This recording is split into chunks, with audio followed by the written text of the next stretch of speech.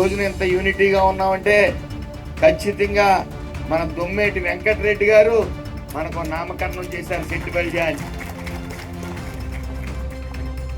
ఆయన మనకి ముళ్ళదారిని ఆ రోజుల్లోనే 10,000 మంది దాటి 50,000 దాకా మరి మీటింగ్ పెట్టి జనాన్ని సమీకరించారు. తర్వాత కులం ఔన్నత్యం పాడవుతుంది, యూనిటీ పాడవుతుంది అన్నప్పుడు ఇప్పుడు సూర్యనారాయణరావు గారు ముందుకు వచ్చి కులాన్ని ఆ రోజు నుంచి ఈ రోజు వరకు కూడా మరి ముందుండి నడిపిస్తూ ఉన్నారు. మరి ఎప్పుడైనా సరే ఇటు రాజకీయ చైతన్యంతో పాటు కుల ఐక్యతని కూడా ముందుకు తీసుకుని వచ్చి మాలాంటి వాళ్ళందరికీ కూడా ఆదర్శంగా నిలిచారు మరి ఇప్పుడు సూర్యనారాయణరావు గారు. పార్టీలో ఉన్న మా అందరికీ బాధ్యత ఎక్కువ ఉంది. మీరు పార్టీ పరంగా విమర్శించారనో నేను బాధపడే మనిషిని కాదు. నా పార్టీని నేను పొగుడుకుంటాను, మీ పార్టీని మీరు పొగుడుకుంటాను, లేకపోతే మీ అధినాయకుడిని మేము విమర్శిస్తాం. కానీ అల్టిమేట్గా బయటకు వచ్చేటప్పటికి మనం ఒక కులంలో పుట్టాం, మన కుటుంబం అని మాత్రం మర్చిపోద్దని చెప్పి నేను తెలియజేసుకుంటా ఉన్నాను. సూర్యనారాయణ గారి అధ్యక్షన ఒక కమిటీ కూడా వేయడం జరుగుతుంది. మన అజెండా ఏంటి అనేది, అలాగే ఇంకొక కమిటీ ప్రచార కమిటీ కూడా భేటీ అవడం జరుగుతుంది. అలాగే నా పార్టీ నాకు ముద్దు, వేరే పార్టీ వాళ్ళకి పోయి వేరే ముద్దు. నేను విమర్శిస్తా, అధినాయకుని విమర్శిస్తాను మంత్రి హోదాలో ఉండి. మీరు మీ పార్టీ తప్పుడు నన్ను విమర్శిస్తారు, తప్పులేదు. బయటకు వచ్చిన తర్వాత మనందరం ఒకటే అని గుర్తించాలి.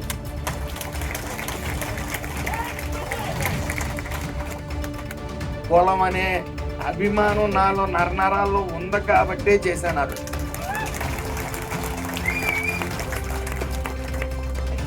బీసీల్లో పెద్దన్న పాత్ర పోషించింది మనం. ఎక్కువ చైతన్యం ఉన్న కులం ఏమైనా ఉందంటే బీసీల్లో మనదే.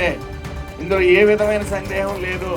సూర్యనారాయణ గారు నాకు మంత్రి అవగానే కౌగులించుకుని కులాన్ని దారిలో పెట్టు, నీకేమైనా సలహాలు కావాల్సి వస్తే నేను ఉంటాను అని చెప్పి ఆయన వెన్ను పెట్టి ప్రోత్సహించండి. అలాంటి మూమెంట్స్ అన్నీ రోమాలు లెక్కపొడుచుకుంటాయి. అలాగే ఇక్కడ చాలామంది వైసీపీ వాళ్ళు ఉన్నారు. అందరూ కూడా వచ్చి నా తమ్ముడు అని చెప్పి అక్కుంది. అక్కలను అవ్వాలనుకున్నాను. ఎందుకంటే నాకు తెలిసి నేను ఈ కులాల్లో యాక్టివ్గా తిరిగి వాట్సాప్ గ్రూపుల్లో ఉన్నప్పుడు ఆవిడ అత్యంత యాక్టివ్గా ఉండేది. ఎక్కడ మీటింగ్ అయినా సరే యాక్టివ్గా ఉండేది.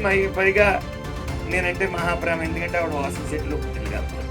అలాగే అన్సూర్ పెద్దలత గారు కూడా ఆవిడ వైసీపీలో ఉంది. ఆవిడ ఎప్పుడు తమ్ముడు నువ్వు గెలుస్తావు, నువ్వు బాగుంటావు అని చెప్పి ఎప్పుడు దీవించింది ఆవిడ. అలాగా అందరూ కూడా మీరు ఆశీర్వదించారు, మీరు నాకు బలాన్ని ఇచ్చారు. అదేవిధంగా మళ్ళీ చెప్తా ఉన్నాను, సూర్యనారాయణరావు గారు అన్యాయం జరిగితే అది ఏ పార్టీ అని ఉపేక్షించారు, తోలు తీసి ఎండగడతారు. అవునా కాదా? అందుకనే ఆయనకి తరతరాల నుంచి కూడా ఎన్ని తరాలు మారినా ఆయన మీద ఉన్న అభిమానం ఎక్కడా కూడా 1% తగ్గలేదు. ఆయన దగ్గర ఉంటే పెడతాడు, లేనప్పుడు సలహా ఇచ్చి ముందుకు నడుపుతాడు. ఆయన ఆదర్శంగా తీసుకోవాలి. ఇలాగే ముఖ్యంగా మన సోదరి మనల్ని ఆదర్శంగా తీసుకోవాలి. మీ అందరికీ మరొకసారి చెప్తున్నాను, మరొకసారి నాకు ఎమ్మెల్యే ఇచ్చారంటే సెట్టిబల్జీ అనే ఇచ్చారు, నాకు మంత్రి ఇచ్చారంటే సెట్టిబల్జీ అనే ఇచ్చారు. నేను కులానికి లోబడే ఉంటాను. నేను ఎప్పుడు కూడా మంత్రి ఇచ్చారు కదా అని నెత్తికి ఎక్కువ నా కళ్ళు, అది మాత్రం మీకు ప్రమాణం చేస్తూ ఉన్నాను.